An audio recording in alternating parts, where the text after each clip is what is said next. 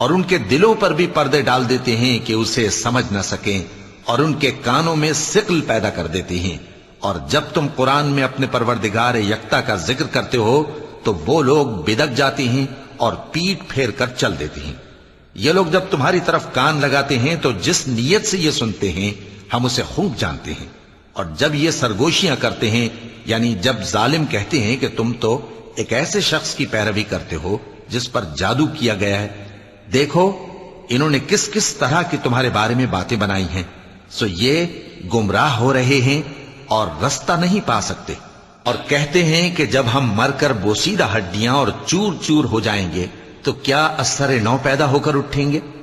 کہہ دو کہ خواہ تم پتھر ہو جاؤ یا لوہا یا کوئی اور چیز جو تمہارے نزدیک پتھر اور لوہے سے بھی زیادہ سخت ہو، جھٹ کہیں گے کہ بھلا ہمیں دوبارہ کون جلائے گا؟